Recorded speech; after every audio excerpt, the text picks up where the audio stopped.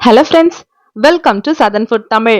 இன்னைக்கு நம்ம ஒரு ஸ்பெஷலான ஸ்வீட் ரெசிபி தாங்க பார்க்க போறோம். குலாப் ஜாமுன்.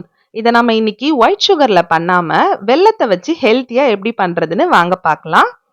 இதுக்கு முதல்ல நம்ம வெள்ளைப்பாகு காய்ச்சி எடுத்துக்க போறோம். அதுக்காக ஒரு பாத்திரத்துல 2 கப் வெல்லம், 4 கப் தண்ணி சேர்த்துக்கிறேன். எந்த கப்ல வெல்லத்தை அளக்குறீங்களோ அதே கப்ல தண்ணி சேர்த்துக்கோங்க.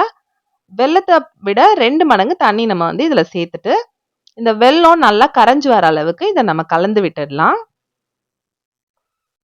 இப்ப வெல்லம் நல்லா கரைஞ்சி வெல்லப்பாகு நல்லா கொதிக்குது. இப்போ இதை நம்ம இன்னொரு பாத்திரத்துல வடிகட்டி எடுத்துக்கலாம். ஏன்னா இதுல மண்ணு தூசி எல்லாம் இருக்கும்.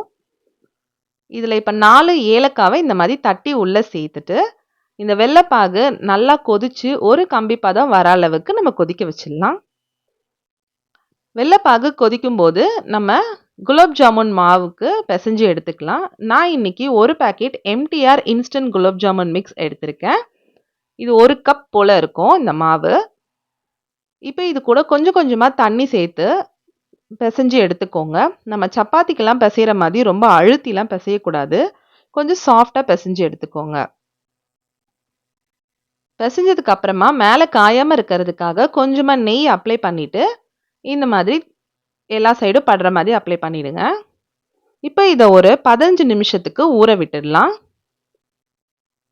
இப்போ நம்ம கொதிச்ச வெல்லப்பாகு நல்லா ஒரு கம்பி பதம் வந்து கொதிச்சிருச்சு. இதை இப்போ ஆஃப் பண்ணிட்டு கொஞ்சமா ஆற விட்டுடலாம். இப்போ நம்ம மாவு ஒரு 15 நிமிஷம் ஆயிடுச்சு ஊறி. இப்போ கையில எண்ணெய் இல்லைன்னா நெய் அப்ளை பண்ணிட்டு சின்ன சின்ன பால்ஸா எடுத்து இந்த மாதிரி வெடிப்புகள் இல்லாம உருட்டி எடுத்துக்கோங்க. ஏன்னா நம்ம பொரிக்கும் போதும் ஜீரால ஊற போடும் போதும் இன்னும் இந்த மாவு பெருசாகும். இப்போ நான் எல்லாத்தையும் உருட்டி எடுத்துட்டேன். இதை நம்ம பொரிச்சுக்கலாம்.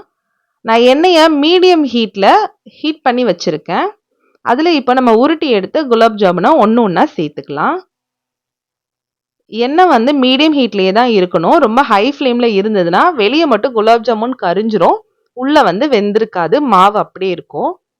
நம்ம போட்ட குலாப் ஜாமுன் அதுவே தானா மேலே எந்திரிச்சு வந்ததுக்கு அப்புறமா இந்த மாதிரி ஒரு கரண்டி எடுத்து எல்லா சைடும் நல்லா அந்த குலாப் ஜாமுன் ஒரே மாதிரி வேகிற மாதிரி இந்த மாதிரி கிளறி விடுங்க. ரொம்ப போட்டு கிளறாதீங்க, அப்படியே சும்மா மெதுவா கிளறுங்க.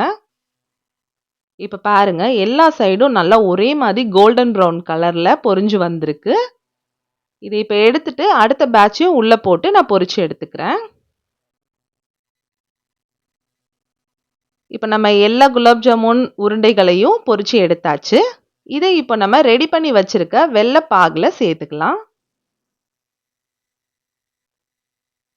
சேர்த்துட்டு இதை ஒரு 6 மணி நேரத்துல இருந்து இல்ல ஓவர் நைட் கூட நீங்க ஊற வச்சுக்கலாம்.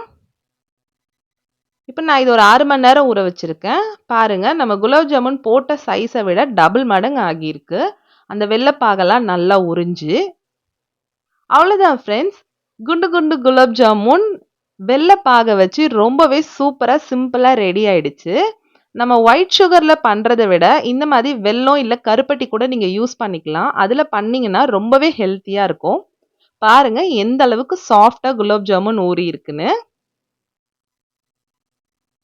நீங்களும் இதே மாதிரி ஹெல்த்தியா வெல்லத்தை வச்சு குலாப் ஜாமுன் ட்ரை பண்ணி பார்த்துட்டு எப்படி இருந்ததுன்னு கமெண்ட் பண்ணுங்க.